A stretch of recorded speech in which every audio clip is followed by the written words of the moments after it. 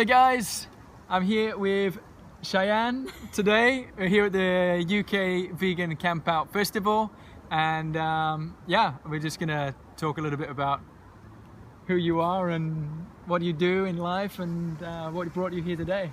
Cool. So I guess we could start with who are you? What do you do? Yeah, I'm Cheyenne. I'm from San Francisco and I'm a full-time animal rights activist. Amazing. And yeah, I'm dedicating my life to fight for the animals and educating individuals on how to get active and how to be a louder, amplified voice for them. And yeah, that's what I'm doing. So there might be people out there watching that don't know what this is. Oh, what this is? This is the Save movement. This is just one of the organizations that I do activism with. Cool. Yeah, I also do activism with Anonymous for the Voiceless. Anonymous, and that's what you're doing currently with your travels, right? I'm actually doing my own tour. Okay, cool, amazing. Yeah. Tell us about it. How did you get the idea to come up with your own tour? And so it started off with just the idea of coming to the camp out. Actually, I was just gonna come to the camp out and just like meet friends and stuff. It was just kind of a casual thing. But then during the Animal Liberation Conference in Berkeley this year in May, I met so many people from all over the world that were asking me like, oh, come visit me, and like telling me about all these different actions that were happening, like the 5-day vigil in Barcelona, and asking me if I was going to them. And I'm like, yeah, I'm going. Sure. So it just turned into all of these different dates of the camp out, the march, the vigil, all this stuff, and it just started to pile up into 6 weeks. So I decided to make a tour out of it. That's amazing. Yeah, and so then I was like, oh, maybe I should come up with a name. So I decided on Be Their Voice Tour. Be the voice. Yeah, so I'm doing workshops, I'm giving workshops, I'm participating in different vigils and Cube of Truth demonstrations, DXE demonstrations, marches, the camp out, things like that. And I'm documenting things along the way as well. Amazing. Yeah. So what have you done already so far? What ones have you done? So I've been to the 5-day vigil in Barcelona. Right. And then I also went to the anti-speciesist march there. Okay. They had, just before they had a 1-year anniversary Cube of Truth in Barcelona. Yeah. Oh, I saw that. Really the cool. photo was, there was Epic, so many people. Yeah, so many people. How many was it in total? I think over 100 people were Wow. there. And I can't remember what the outside tally the cathedral, everyone's sitting down the the photo. big cathedral, Amazing. just beautiful backdrop. Yeah. So many people involved. Yeah, That was crazy. there were. We had a 40-person cube going. 40-person queue. Wow, that's Yeah, big. That's big. it was really big. I've been to a few in Barcelona. There's around about 10 people Small, or 15. right? Like In I mean, like comparison. good strength still. Yeah, But like of course.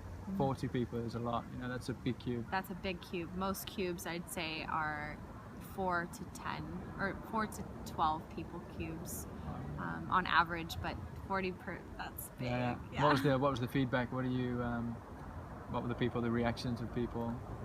I think that people in Europe in general are far more receptive than people in the States to the vegan message. Okay. I think that maybe it's partially like people are taught to be really kind here. I don't know. Like they feel more of a stress about not leaving the conversation, so they feel obligated to stay and listen for longer. People in the States don't really do that. Walk away now. I'm not interested. Yeah, so because of that, you get to talk longer and you just ask another question. They can't leave; they have to answer it. So you get a more well-rounded conversation that way. Yeah. So any others after that? I did an open rescue. Oh yes, amazing. I saw some of the stories. Tell us about it, because I saw a few stories, but yeah. So I can only share some things, but basically, a kind of a group came together because of the vigil and all of the different actions and stuff that we were doing, and we decided to do an open rescue, which hasn't been done in Spain for maybe a decade. Right.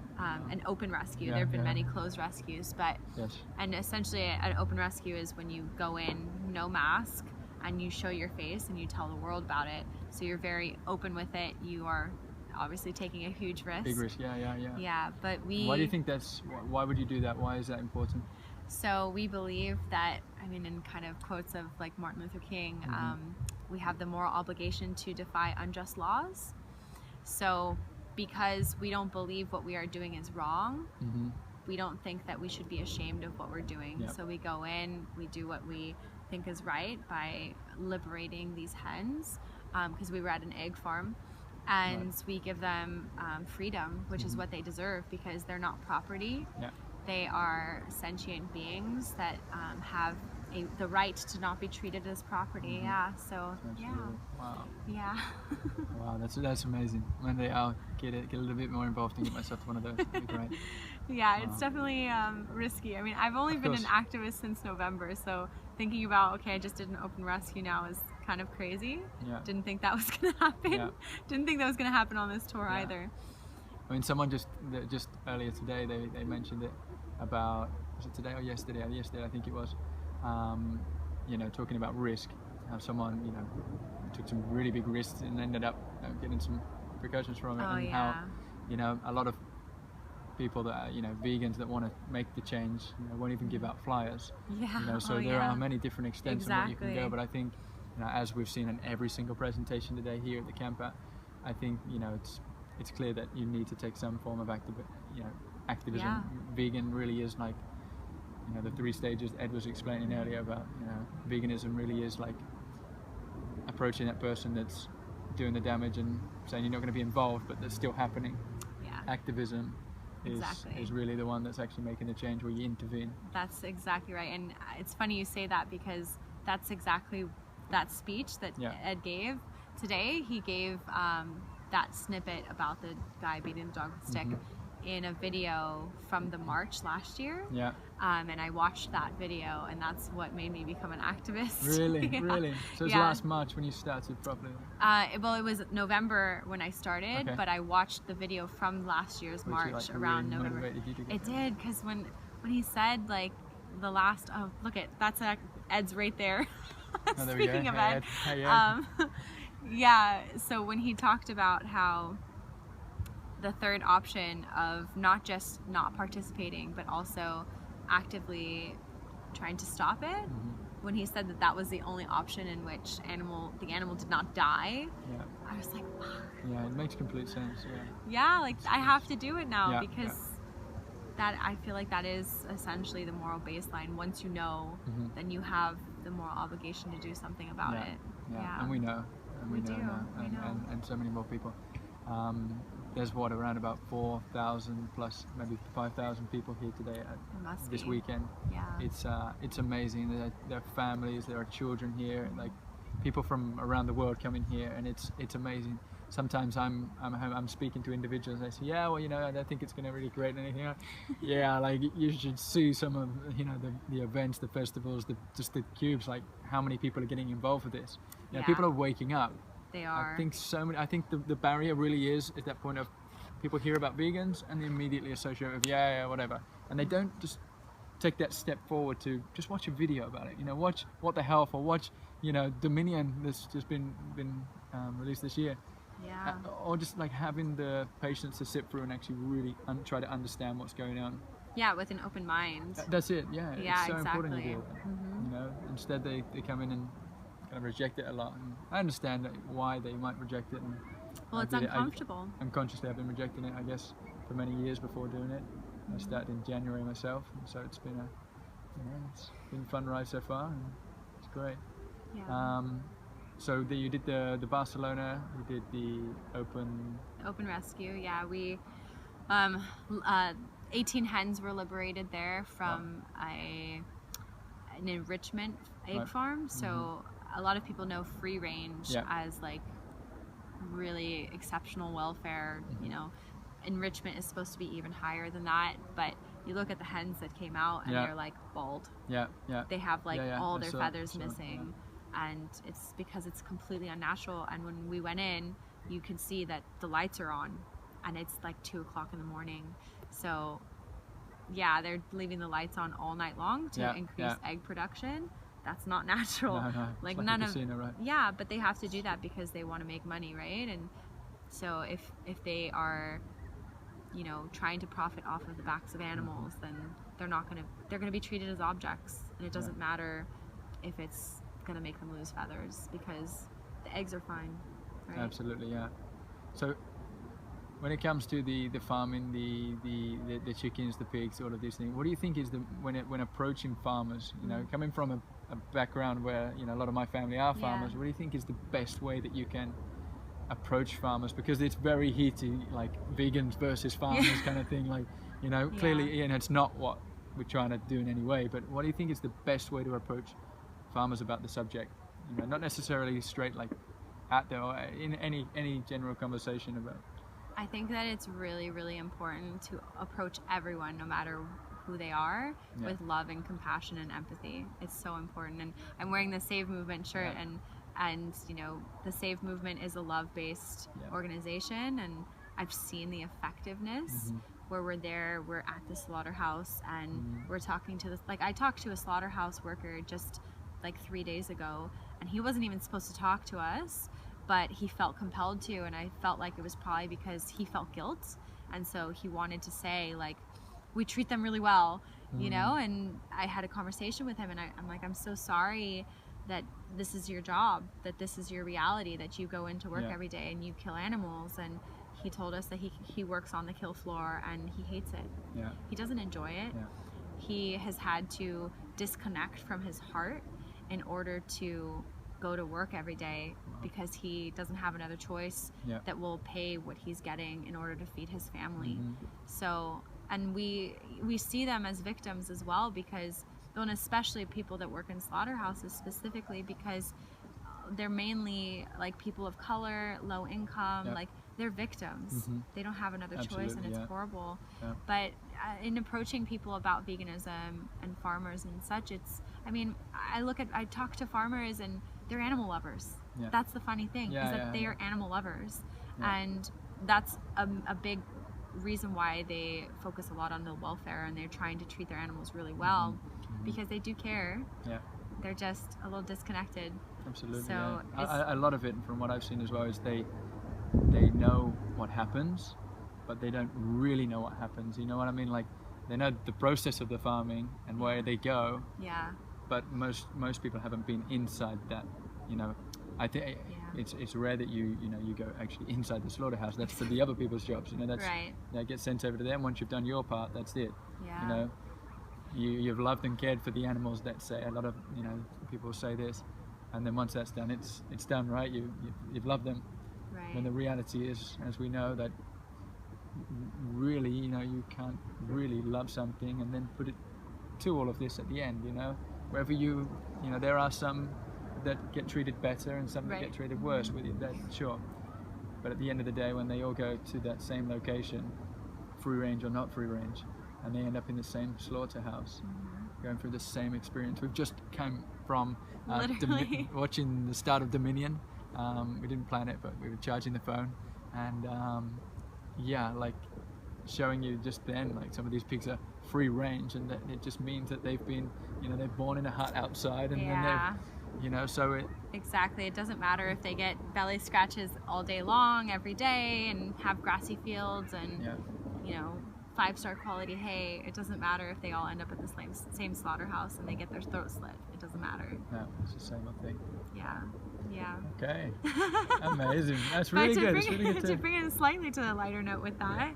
I actually know a woman, Renee, who owns a sanctuary now. But it used to be a cattle ranch. Oh, really? It was her husband's cattle ranch. Right. She happened to go vegan, and she was part of the whole process. And even when she was vegan, she was part of the whole process. And then one day, when her husband sent them all off to he was about to send them all off to the slaughterhouse again. She threatened him, and she said, "If you bring them down to that marketplace, I will take your credit card and I will buy them all back." So he's like, "Oh, okay." So essentially, she did. She bought them from him. And so from her husband. Technically, she bought the cattle from her husband, just in order to please him. And then it's a sanctuary now. He's vegan now, and they love animals. He doesn't do any of it anymore. No, that's nothing. An amazing story. Yes, it's amazing. And now she actually helps farmers to basically transition out of farming. Really? Yeah, out of animal farming. That's a really nice one, because that's a big subject as well. Yeah. You know, you watch a few videos or you experience it yourself, first person with people, they'll say, yeah, okay, well, you know, what do all the farmers do after this? What are their jobs? You know, what do we do? You know. Yeah. Now, obviously, the big thing most people reply to that would be that as it slowly transitions and the farms, you know, start. And they are, and it's happening in Texas. She's in Texas, which is like the largest, like it's the capital for beef farming. You know, it's crazy. Wow. So for her to change, and I saw her at the animal rights conference in LA, and she watched Dominion and spoke after because she was so compelled, and she's like, I didn't know what it looked like when they left, and now I do, and she feels so heartbroken, and so she's a good person, and I strongly believe that everyone, all people on the whole planet are inherently good, and so I keep that in my mind when talking to people that are a little difficult, or you know, that are coming from places like slaughterhouses and stuff, because we all have good in our hearts, we're just disconnected. It's just a disconnect. Absolutely. What would you say the best things for somebody who is non-vegan that are interested in becoming vegan? What would you say the first few steps that you can take? If they're interested in going vegan, so I'm assuming they already have like the ethical side, they're already thinking about it and such, I'd say start up with Challenge 22. Challenge 22, it's awesome. I wish I had that when I was transitioning to going vegan, because it makes it super simple. It's a 22-day jumpstart. They give you a mentor, personal mentor. They give you access to a dietitian, so if there's any questions about like protein or iron or anything, then you have a dietitian there to answer those questions for you. They give you recipes, challenges, and it's like a community support group on this like Facebook platform. And after the 22 days, you're already vegan. So, and then you go through it. Would you say that it's necessary to watch a certain video or see something in particular in order to understand what is happening, to see what's happening? Yeah. Because the Challenge 22 is a lot about of course, about the diet side. The diet and transitioning. About the how. Yeah, if they don't have the why yet, then I say, so with the Save movement specifically, I think it's a Eckhart Tolle quote that says, like, basically, roughly, when you see suffering, don't look away, like move closer and try to help. So yeah, don't look away, because you're not acknowledging the truth and you're dismissing what's happening. So look at what's happening. Yeah, make yourself watch. At least see one video. At least, and if you're looking away, then obviously if it's not good enough for your eyes, then it's not good enough for your mouth. And yeah, there's a lot to see, and I don't think it's necessary for everyone to watch everything, every video. I think I haven't seen all of them. It's 2 or 3. I probably have seen all of them. By the sounds of it, you know what was coming from experience. It's not necessary for you to watch all of them. You can get like compassion fatigue from that, but yeah, really just watching a video or two, even if it's a 5-minute video like Farm to Fridge or something, and make that connection. There's a few small ones on YouTube as well. Yeah, exactly. Or a few small Land ones of Hope and Glory if you're out here in the UK. There's Dominion from Australia. Earthlings is from the US. Just one of those, and make that connection, and really try to imagine if those were dogs or cats or like your beloved pet or whatever. How would you feel then? Especially, I think the footage is powerful enough already, but making that connection to an animal that you're already used to having compassion to will help you to widen your circle of compassion. Absolutely, that's a nice way to put it. What do you think with the vegan festival? How great it's grown this year? What do you see for the future of it's gonna take veganism? Over. Yeah, I mean, we talk about this all the time in animal rights, that we're not trying to create the impossible, we're accelerating the inevitable. It's already happening, and things like the vegan camp out and stuff just make it increase faster. It gets the word out, and we have like Activism boot camp. I don't know if they had that last year, but we're getting people active now, and the more people that get active, the faster we'll get there. And literally, if all vegans on the planet were activists, we'd already be there. We'd already be there. That's it. They say you only need about 3% of the world to be. It's the 3% rule. Wow. Exactly. We just need 3% of the population to be active and like sustainably active, and that's for any social justice movement. It's the 3% rule. So we'd get there in a heartbeat. Absolutely. Okay. Oh, thanks so much. Thank you very much for being here. Thank you. Lovely. Oh, good. Well, 20 minutes.